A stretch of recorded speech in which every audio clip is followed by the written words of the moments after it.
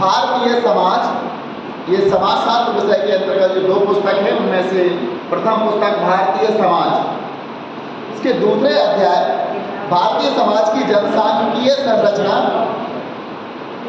इसका उपभाग है 2.1 जनसांख्यिकीय संबंधी कुछ सिद्धांत एवं संकल्पनाएं। और इसमें सबसे पहले आते हैं माल्थस का जनसंख्या सिद्धांत, जनसंख्या वृद्धि का सिद्धांत। देखिए, थॉमस रॉबर्ट माल्थस ने जनसंख्या सिद्धांत को एक अलग रूप में प्रस्तुत किया है।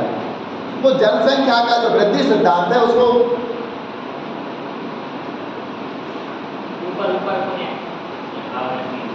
उसका वर्णन करते हुए कहते हैं जनसांख्यिकी के सर्वाधिक प्रसिद्ध सिद्धांतों में से एक सिद्धांत अंग्रेज राजनीतिक अर्थशास्त्री थॉमस रॉबर्ट माल्थस का।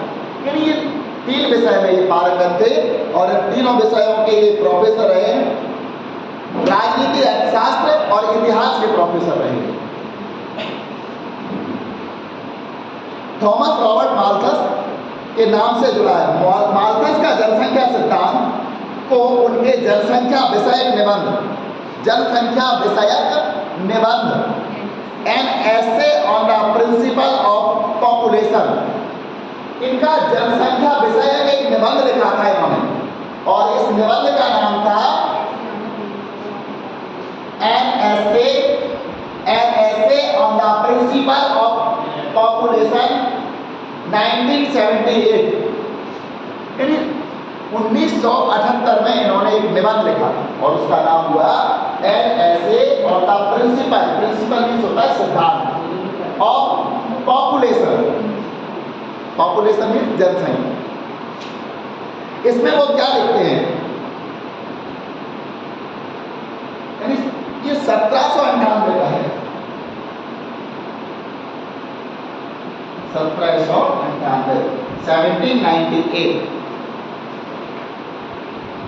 स्पष्ट किया गया है। जो इस तरह से निराशावादी सिद्धांत था, यानी एक तरह से ये सिद्धांत कैसा था, निराशावादी सिद्धांत था।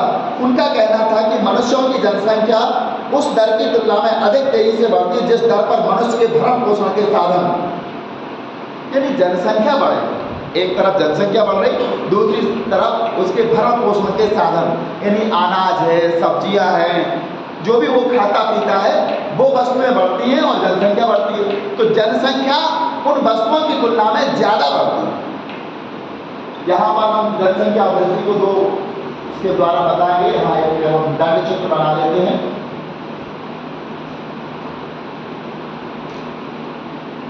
यहाँ पर वस्तु है जो मनुष्य के भरण पोषण के काम आती है और यहाँ है जनसंख्या। प्रारंभ में दोनों बराबर हैं, वस्तु भी और जनसंख्या दोनों बराबर हैं। लेकिन जब जनसंख्या बढ़ना प्रारंभ होती है तो वस्तुओं के बढ़ने का और जनसंख्या के बढ़ने का अलग अलग पैमाना होता है, अलग अलग आंकड़े होते हैं। विशेष रूप से भोजन, लेकिन कपड़ा और अन्य कृषि आधारित उत्पाद भी बढ़ सकते हैं। कपड़ा और अन्य उत्पाद भी बढ़ सकते हैं। इसलिए मनुष्य सदा ही गरीबी की हालत में जीने के लिए दंडित किया गया है। किस हालत में जीने के लिए उसको दंडित किया गया है? गरीबी की हालत में जीने के लिए उसको दंडित किया गया, क्योंकि कृषि उत्पादन की वृद्धि हमेशा ही जनसंख्या की वृद्धि से पीछे रहेगी। कहते हैं कि कृषि उत्पादन की जो वृद्धि होती है वो हमेशा जनसंख्या वृद्धि की तुलना में पीछे रहेगी। तो मनुष्य को गरीबी की हालत में जीने के लिए दंडित क्यों किया गया है?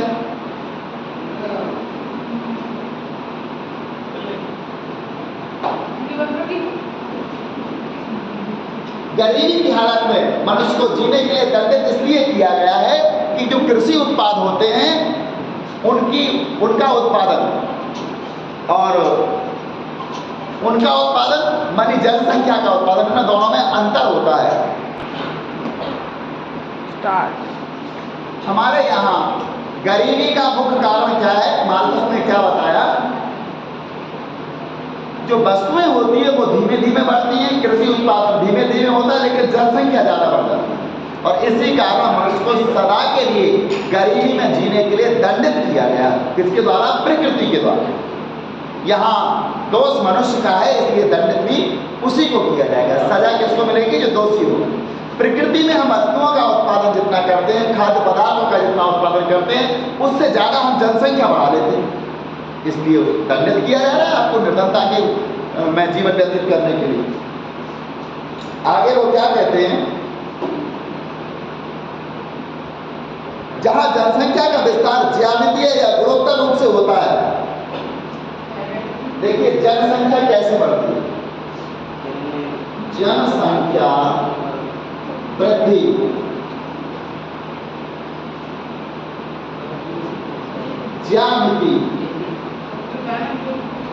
ज्यामितीय रूप से होती है, ज्यामितीय या गुणोत्तर।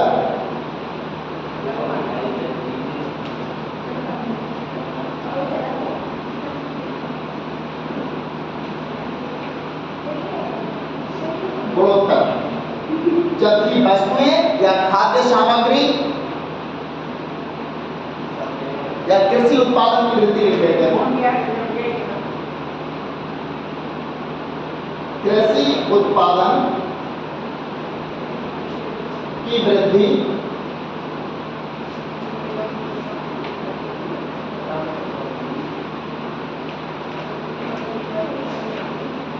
गणितीय या समांतर रूप से होती है। ये केवल गणितीय आधार पर होती है।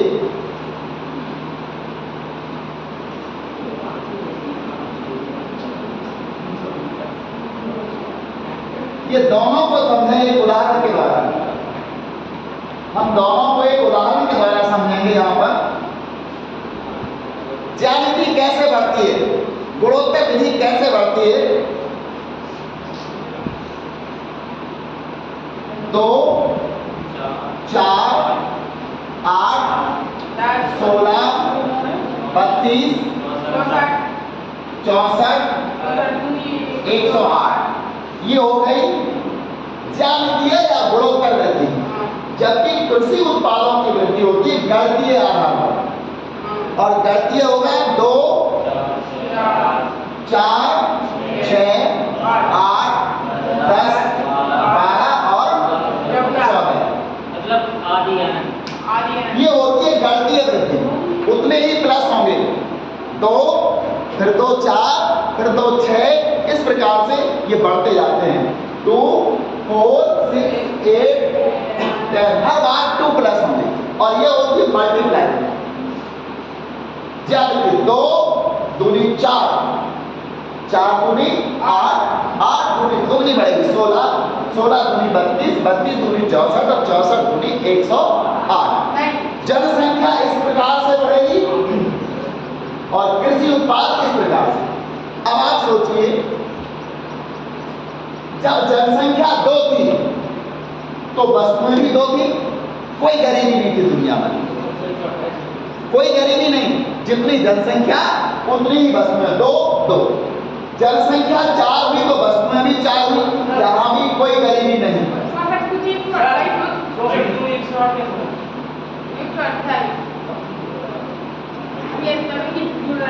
यहां पर जब जनसंख्या 4 थी तो वस्तुएं भी 4 थी, कृषि उत्पादन भी 4 था, तो जाकर के यहां भी कोई गरीबी नहीं।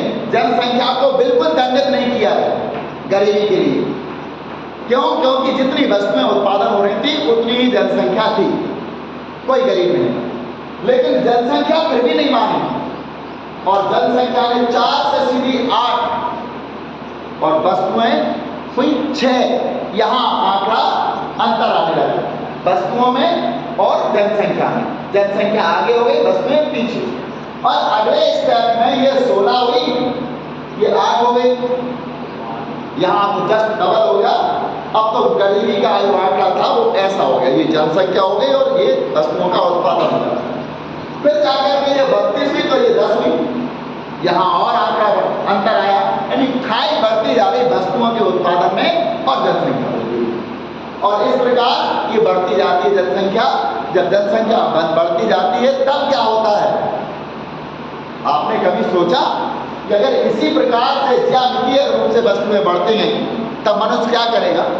ये कृषि उत्पाद की जगह पर मनुष्य मांसाहारी हो जाएगा, मांस का प्रयोग करेगा वो खाने में, जीव जंतुओं को मार के खाएगा, क्योंकि कृषि उत्पादन से तो उसका भूखा तो रहेगा नहीं।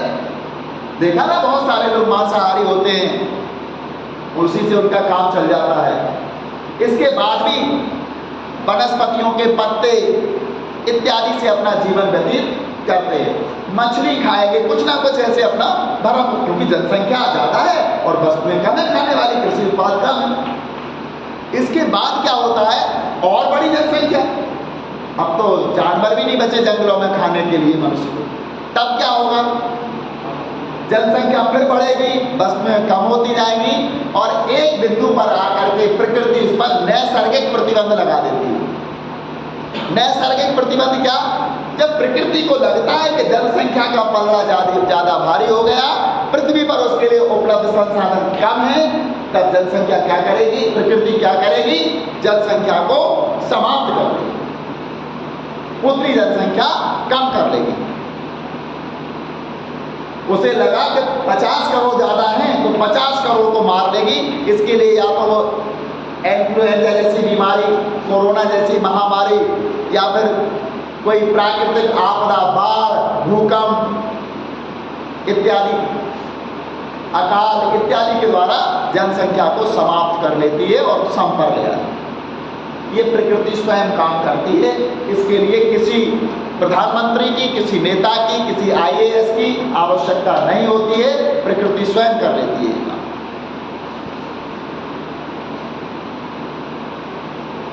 चूंकि जनसंख्या की वृद्धि की दर भरण पोषण के संसाधनों के उत्पादन में होने वाली वृद्धि की दर से सदा आगे रहती है, इसलिए समृद्धि को बढ़ाने का एक ही तरीका है।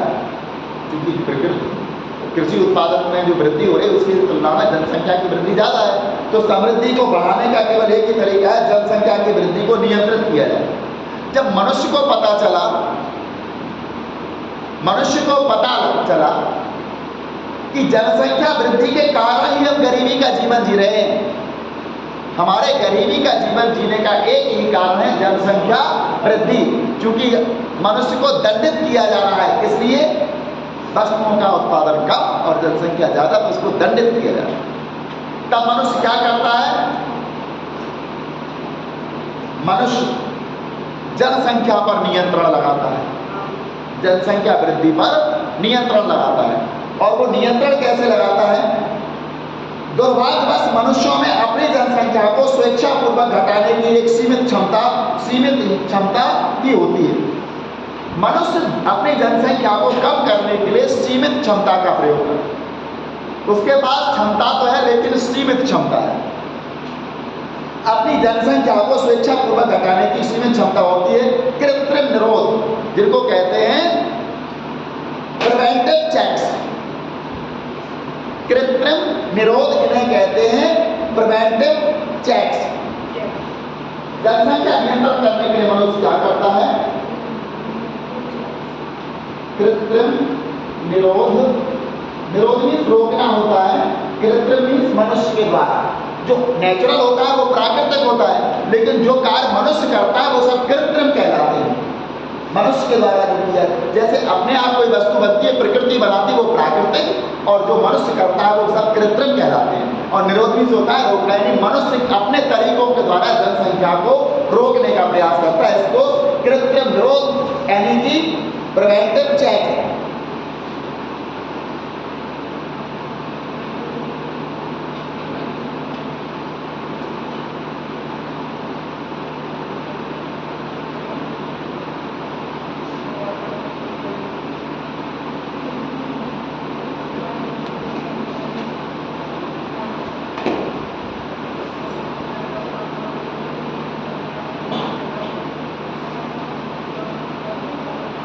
प्रिवेंटिव चेक्स, कृत्रिम निरोध या प्रिवेंटिव चेक्स, मनुष्य द्वारा जो जनसंख्या रोकने के लिए कार्य किए जाते हैं वो कृत्रिम निरोध या प्रिवेंटिव चेक्स कहलाते हैं। जैसे कि पहला कारण क्या है? मनुष्य ने क्या सोचा, हम कैसे जनसंख्या पर नियंत्रण पाए? तो बड़ी उम्र में, अधिक उम्र में विवाह करना। अगर मनुष्य कम उम्र में विवाह कर लेगा तो जनसंख्या वृद्धि जल्दी शुरू हो जाएगी, इसलिए वो क्या करता है, अधिक उम्र में विवाह करता है। जैसे एक लड़का और एक लड़की का विवाह 17 वर्ष में हो जाता है, 15 वर्ष की अवस्था में गर्भधारण की क्षमता हमारे देश की लड़कियों में आ जाती है और लड़के भी गर्भधारण करने योग्य हो जाते हैं, 13 वर्ष की अवस्था से हो जाते हैं, हमारे यहाँ तो साइंस ऐसा कहता है। तो मनुष्य को अगर विवाह उनका जल्दी कर दिया जाता है तो निश्चित है गर्भधारण जल्दी होगा और जनसंख्या के लिए यानी बच्चे को जन्म देने के लिए उन्हें अधिक समय मिल जाएगा। मान लेते हैं, अमूमन एज मान लेते हैं 45 या 48 वर्ष तक एक स्त्री संतान उत्पन्न कर सकती है या एक पुरुष का ऐसा हो, तो वहाँ पर जाकर के हम अगर 17 वर्ष की अवस्था में उसका विवाह हो गया तो जाकर के 31 वर्ष का समय उसको बच्चों को जन्म देने के लिए मिल जाता है। ज़्यादा समय होगा, जनसंख्या भी ज़्यादा होगा। इसलिए मनुष्य ने क्या किया, प्रिवेंटिव चेक्स के द्वारा उसने अधिक उम्र में विवाह करना प्रारंभ कर दिया। उसने 27 की उम्र में किया तो जाकर के उसको कितना मिलेगा, 21 वर्ष का समय मिलेगा जनसंख्या यानी जन्म देने के लिए। तो बड़ी उम्र में विवाह करके या यौन संयम रख के, दूसरा वो क्या करता है, यौन संयम रखता है। और यौन संयम रखने के लिए हमारे सनातन धर्म में बहुत सारे सिस्टम बनाए गए हैं। सनातन धर्म में क्या, व्रत रख लेते हैं, जिस दिन व्रत हो उस दिन स्त्री और पुरुष यौन संबंध नहीं मनाते हैं। एक दिन बचा, कम से कम जनसंख्या देश की एक दिन के लिए कम हुई। इस प्रकार और भी कुछ हमारे यहाँ है, कुछ लंबे लंबे आते हैं, 9 दिन है, 2 दिन नहीं होते हैं, अमावस्या है, पूर्णिमा है, कुछ ऐसे लोग बता देते हैं, मंगलवार है, शनिवार है, ऐसे दिन लोग यौन संयम रखते हैं। ये सनातनी परंपरा में ऐसा है, लेकिन इन यौन संयम रखने से जनसंख्या निश्चित रूप से कम होती है, उस पर रोक लगाई जा सकती है। अथवा ब्रह्मचर्य का पालन करते हुए कभी कभी कुछ हमारे यहाँ के जो विद्वान लोग होते हैं, पांडित्य कर्म कराते हैं, वो कहते हैं कि आपके घर में कोई परेशानी यदि आती है तो आप कम से कम दोनों पति पत्नी 1 महीने तक संपर्क में नहीं आएंगे, ब्रह्मचर्य का पालन करें। इससे क्या होता है, कम से कम 1 महीने जनसंख्या का जो प्रक्रिया चलनी थी वो रुक जाती है। सीमित संख्या में बच्चे पैदा किए जाएं, और कैसा होता है, सीमित संख्या में बच्चे पैदा किए जाएं। माल्थस का विश्वास था कि अकालों और बीमारियों के रूप में जनसंख्या वृद्धि को रोकने के प्राकृतिक निरोध मनुष्य ने लगाया, वो कौन सा था, कृत्रिम निरोध। अब प्रकृति लगा रही, उसको क्या कहेंगे, प्राकृतिक निरोध। प्राकृतिक निरोध, इसको कहेंगे पॉजिटिव चेक्स।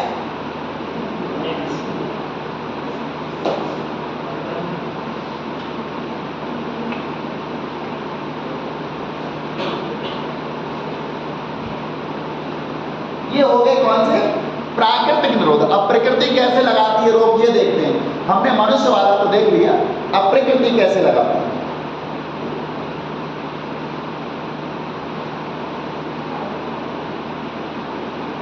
यानी प्राकृतिक निरोध या पॉजिटिव चेक्स अनिवार्य होते, क्योंकि वे ही खाद्य आपूर्ति और बढ़ती हुई जनसंख्या के बीच संतुलन को रोकने के प्राकृतिक उपाय हैं।